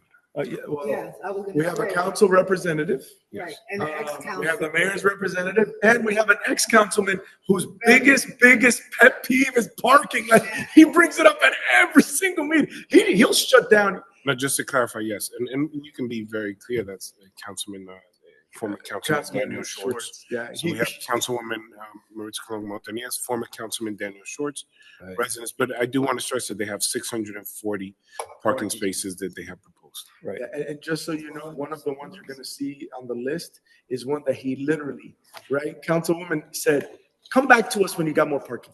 And he dismissed it, and they came back 2 weeks later with 3 more parking spaces. So the proposal. Again, will this I can't program answer that with be certainty. I want to answer significant, it. be I think you have to significantly? clarify, he doesn't know how the developer will react or Yeah, respond. like, I don't know if it's gonna delay the project for a long period of time. We still have to go through the designation process. This is an extraordinarily important item. Yes, I agree. Unless I hear otherwise, I'm going to ask that this be postponed till our next meeting. Can I just ask a question? If his proposal is 640 units, 640 640 parking parking spaces, spaces. does that mean that's his proposal now, but he's still coming before the planning board? He to has to. change it? He has to come before. No, but the then can he change the plan Less? now? No, I would. Can he change it from the time we approve this? Can he come before the planning board Reduce the and say, spaces. at 640, I'd rather do 550, give me 100 spots. So remember this, if I may just Understood, yeah. refresh some of the council members' recollection and for Councilman Mayor. When we passed the pile up, which is the payment in lieu of parking ordinance, it was made very clear to every single member of every single board, this is not, you pay for parking. It was, if a board in their review, not even thinking about a pilot, issues a parking variance, then at that point, the payment in lieu of parking comes in. This is not I'm missing 10 spaces, I'm just gonna give you some money for 10 spaces. No. The way we have our pilot is you have to go before the board irrespective of the pilot and present your case and why you should not need the total number of parking spaces because of XYZ. If in their wisdom, the zoning board or planning board decides that you are presented it in a way that you are eligible for the waiver, whatever that number is, will then be charged a number. So I wanted to make that clear because I know sometimes they put it so you pay for parking, you have to get a variance. No. Here, you only pay for parking if you get a variance. If you don't get a variance, you don't, well, first you're denied, and right? Because before there were parking variances and the city wasn't receiving any money. And because of these pileups and these variances, things like portion of the parking deck, we used it for a portion of the parking deck, or retrofitting certain lots that the mayor had eyeballed for making it public parking.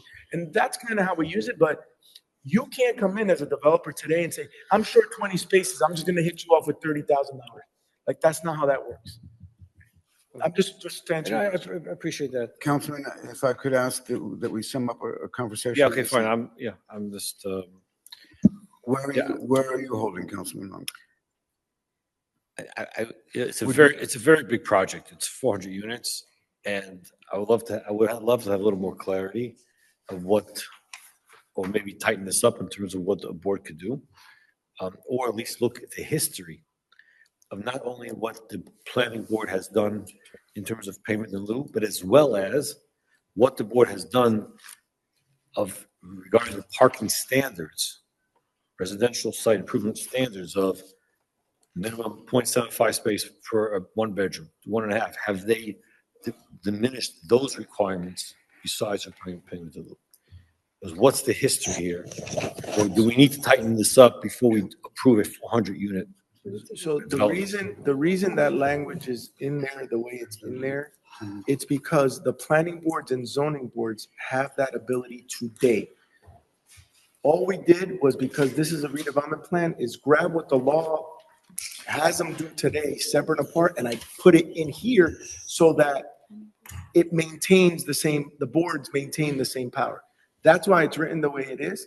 And that's what's the state of New Jersey has in the RSIS, which is the Residential Site Improvement Standards, and the Municipal Land Use Law. So if anything, by bringing that in, we're tightening it more because we're following what the state is requiring us to do.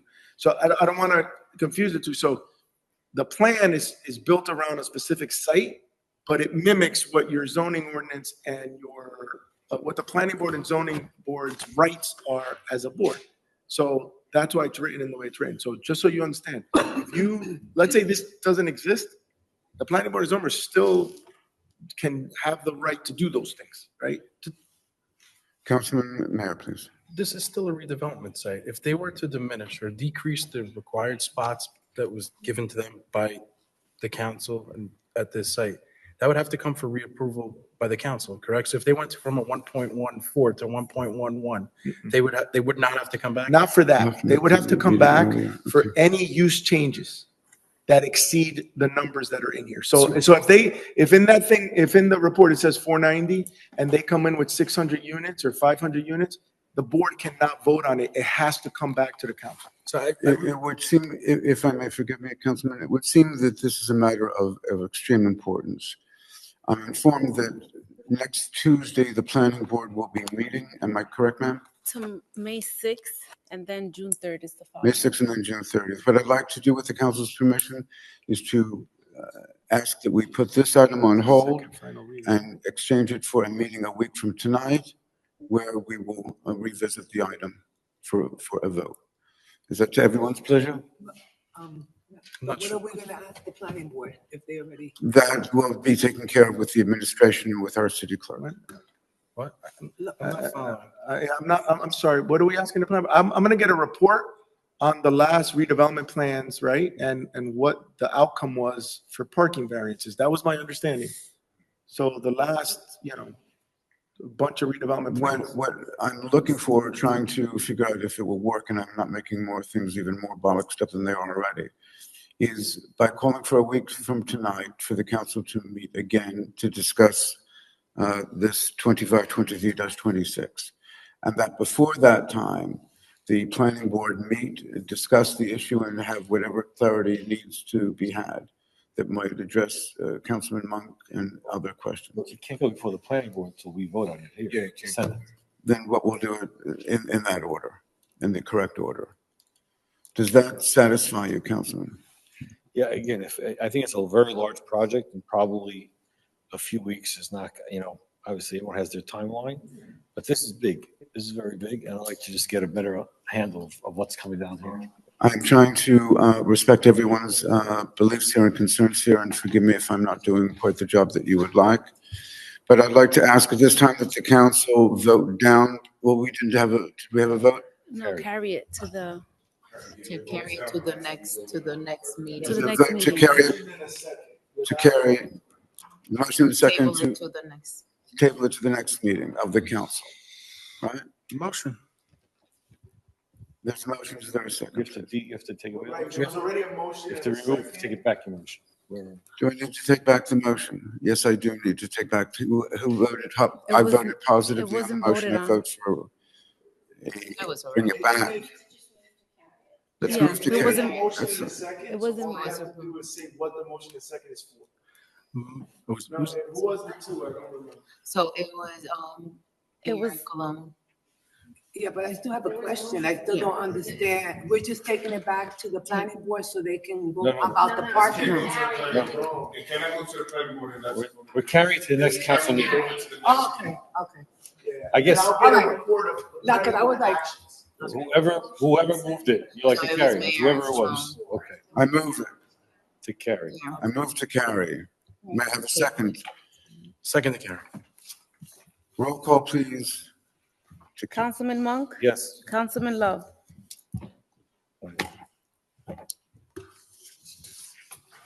Councilwoman Mello? Yes. Councilman Mayor?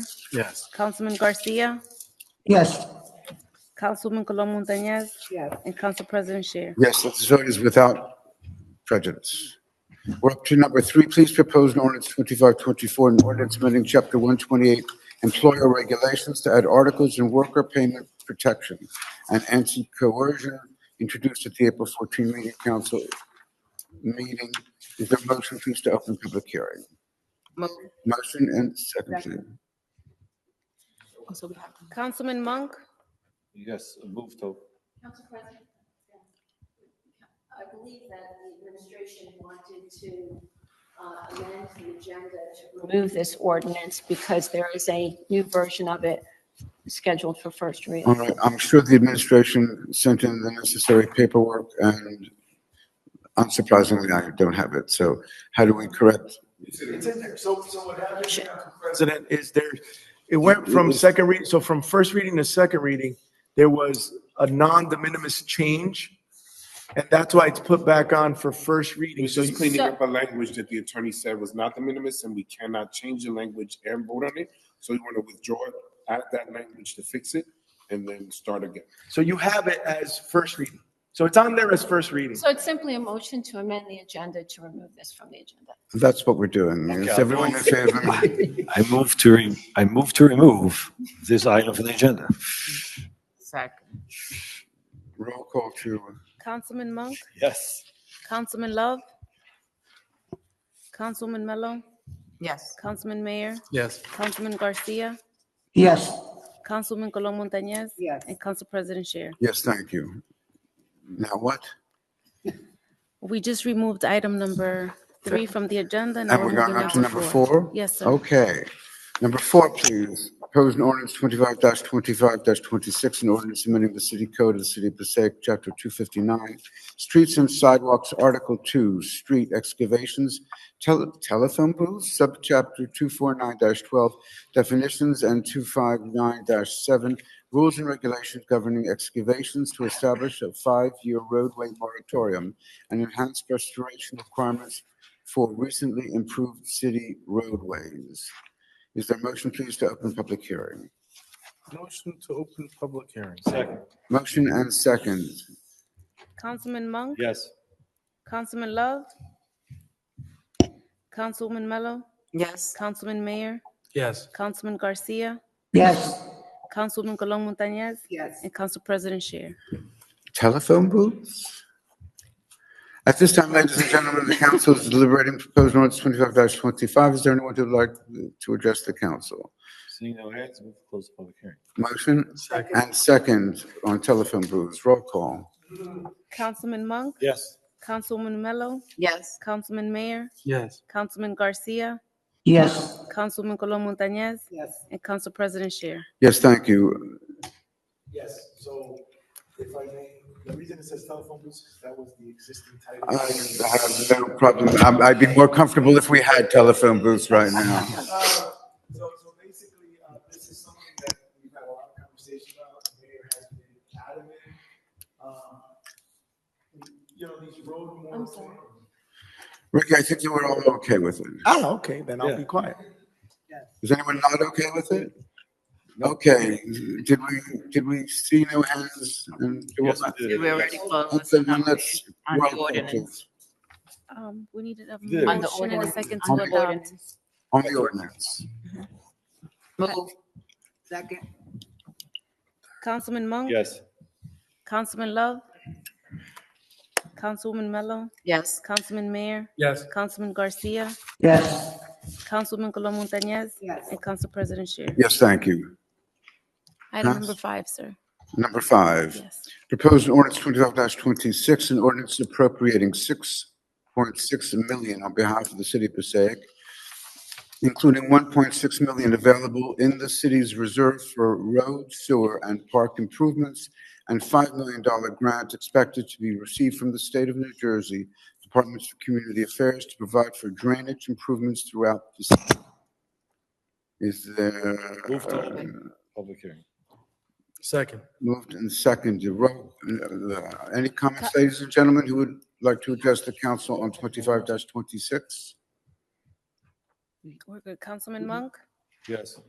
Councilwoman Mello, Yes. Councilman Mayor, Yes. Councilman Garcia, Yes. Councilwoman Colon Montañez, Yes. and Council President Scher. Yes, thank you. Any hands? on the ordinance? Any hands?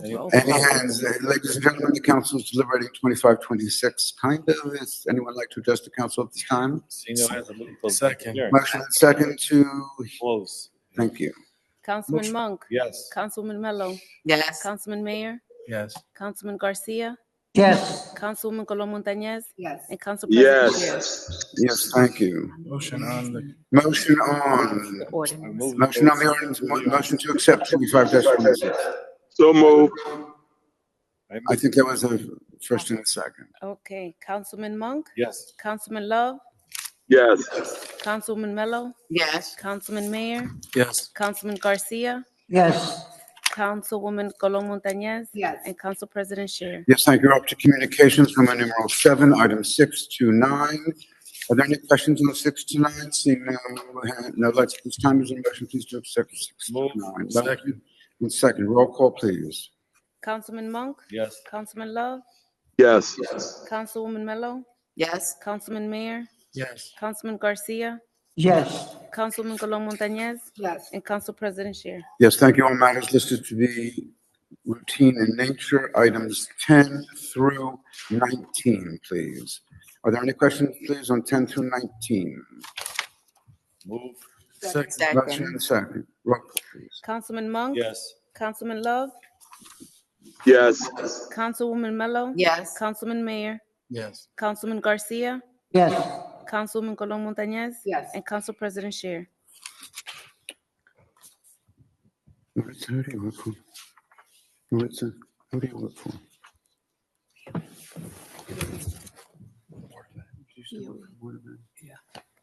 You know something I don't know? Motion to, okay. Oh, we're on to item 20, on number 20 20. alone, please. Roll, Motion. motion on 20 alone.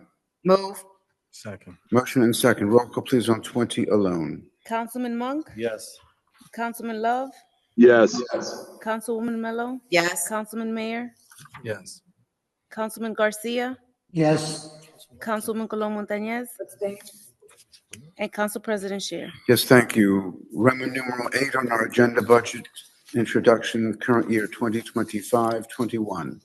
An ordinance to establish the municipal budget appropriation limits and to establish a cap bank and just a 40A:4-45.14. First reading on to consider budget introduction, second reading to be set at introduction, The meeting of June 4th. meeting of June 4th. Is there a motion to accept? 21. Second. So move. Motion and second. Councilman Monk. Yes. Councilman Love. Yes. Councilwoman Mello. Yes. Councilman Mayor. Yes. Councilman Garcia. Yes. Councilwoman Colon Montañez. Yes. And Council President Scheer.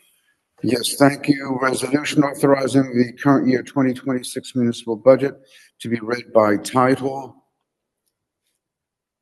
Am I reading the whole thing? No. Yep. To be read by title. Oh, that's on 22? Yes, sir.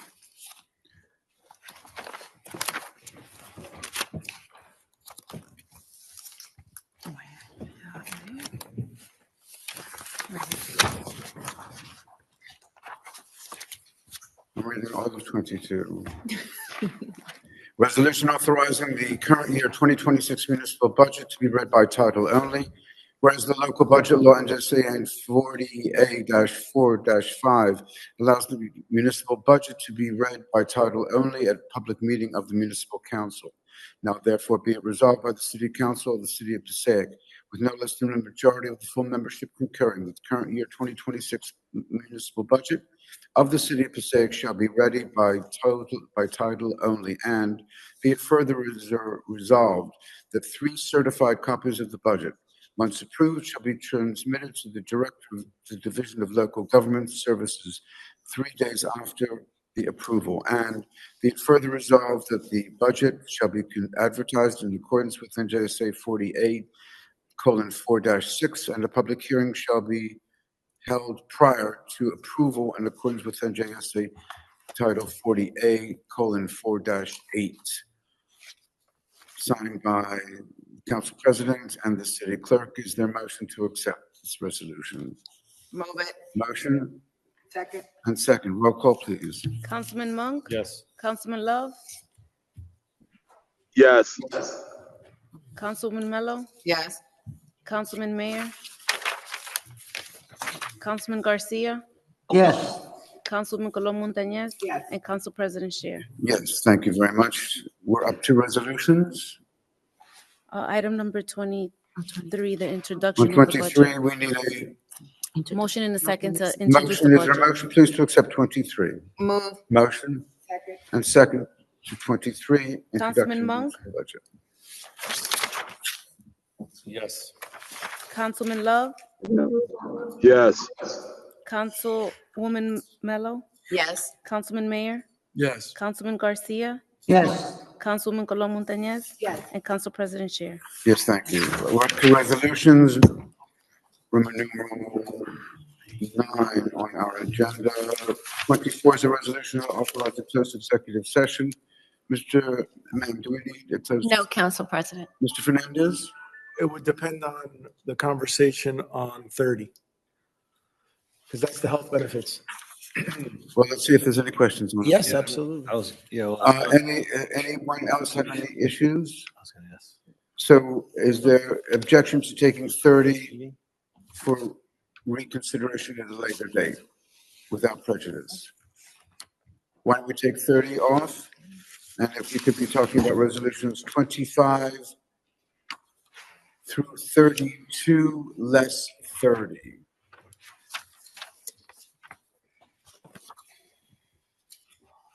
'25 through 32 less 30. Are there any questions, please? Seeing no lights, is there a motion, please, to accept 25 to 30, to 32 less 30? There's a motion Second. and a second. Roll call, please. Councilman Monk? Yes. Councilman Love? Yes. Councilwoman Mello? Yes. Councilman Mayor? Yes. Councilman Garcia? Yes. Councilwoman Colon Montañez? Yes. And Council President Shear. Yes, thank you. We're up to ordinances for introduction and first reading. Yes?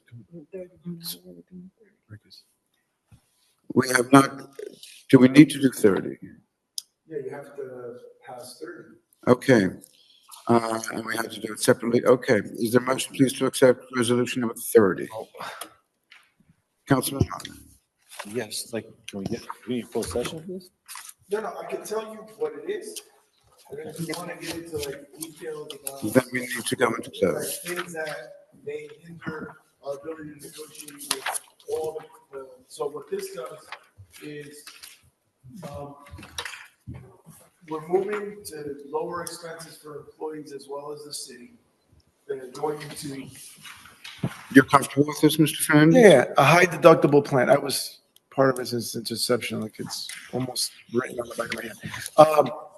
So to do that, as part of the negotiations, there's a high deductible plan has a deductible. And the idea was that in this plan, the city would put in the deductible amount that is set by the state and the IRS. It differs depending if you're single or family. And that would go into an account where whoever has the high deductible plan could use a card with that funding in it to pay their medical bills. Then there is a second component, which are called maximum out-of-pockets for after you've exceeded your deductible.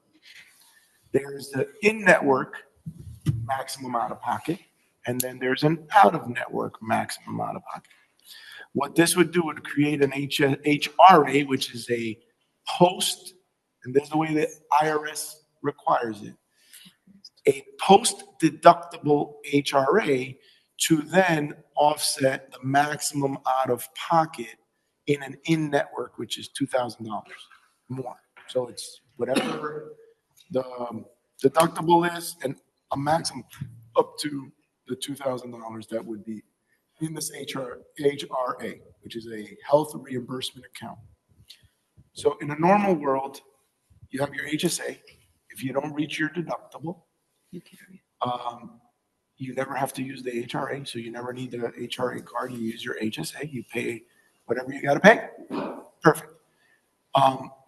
The The selling point to this process and why we've entered into negotiations is that an HSA can be carried over into the next year. So let's say your deductible, we'll do easy math, right? Let's say the deductible is $5,000. You only spent $4,000 of that deductible. Next year, you get that $1,000 carried over, and then the new HSA number, let's say it's 5,000, would then go there. The selling point to individuals who are on this plan is that that is an interest-bearing account as well. So it's a financial advantage to keep as much in the HSA as possible. If you were to, once you hit 65, you can pull that money out and just pay whatever your current rate of taxes are in New Jersey. New Jersey taxes you if you touch the money. That's New Jersey. Right? I'll change that one. You're not going to change that one. And then the HRA is just there if you need it, if you pass the post-deductible. So that's it in a nutshell. So what would happen is if you pass this, it would allow for individuals that go into the high deductible plan for us to set up that HSA and that HRA for them. When we did the math, and I can't go way beyond that because then that's part of why we did what we did. Like Omar said, right now, just if everybody used up everything, we'd still be saving $2,000. I mean, $2 million in savings. There's other additional things that if you want to get into greater detail, I can. We need closed session. But in the most basic, it's a high deductible plan in which we're creating an HSA to fund the deductible and an HRA for the in-network maximum out of pocket if it gets to that point. Councilman Mayor, please. I had a question about a specific demographic within the other If side. it's specific about a plan, I could talk about it. Like, what's the question? And then I'll let you know. After the retirees that are still on those plans, what's their? So that's a negotiable item, and I could tell you what the negotiations were that we're in right now. In closed session, though. In closed session, yeah, not right now. Are there any other questions? Yeah, Council President, yeah, so the HSA, so if someone goes out of network, Yes. then what happens then? So there's the HSA, so you have a deductible, right? So let's say your deductible is $5,000, okay? I'm going to hold you for a moment, Mr. Fernandez. I've received a request by a member that we go into closed session, which supersedes this discussion. May we have a motion to go into closed session only? Roll call, please. Yes.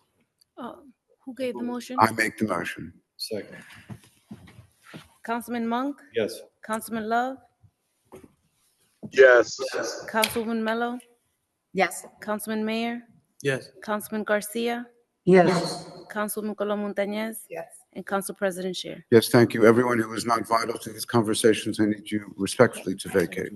Ladies and gentlemen, we appreciate your kind patience. Is there a motion to reconvene? Motion. Second. Motion and second by the council to reconvene our meeting. Roll call. Councilwoman Mello? Yes. Councilman Mayor? Yes. Councilman Colón Montañez? Yes. Councilman Garcia? And Councilman Love?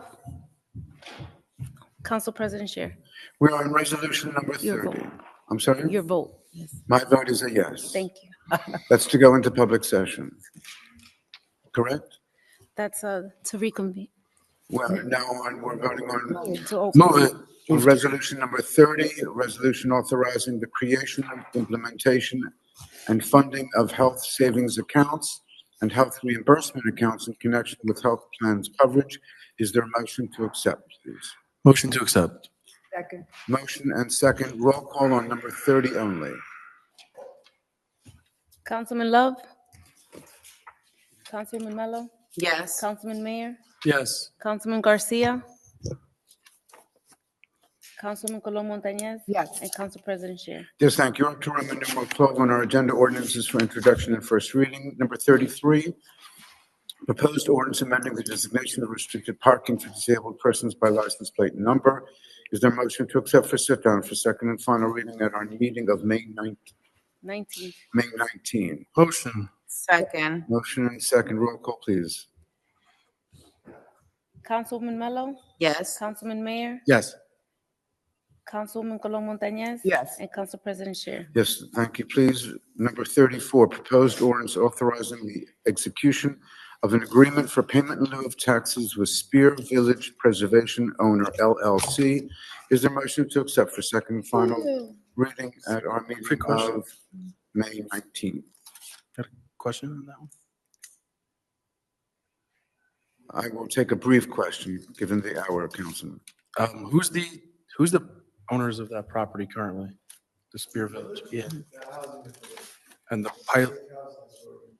pilot's going to,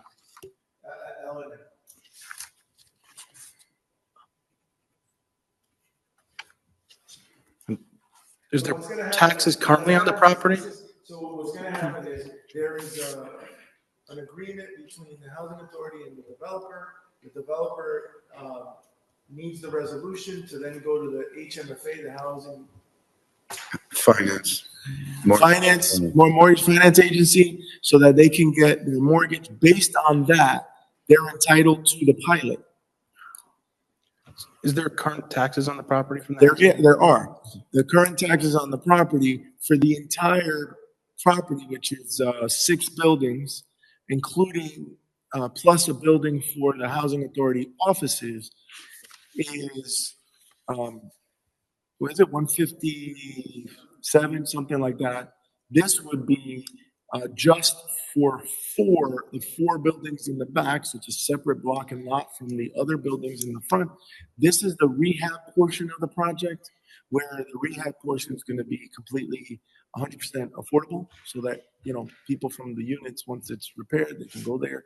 There'll be a different range of incomes, but it'll still be affordable. Like, it's all affordable. And under that negotiations. May I respectfully remind that this is for first reading? Oh, okay. Councilman Mayor, your questions were answered? Yep. Very good. Do we have a motion and second? No, sir. Move it. Second. Roll call, please, on 34. Councilwoman Mello? Yes. Councilman Mayor?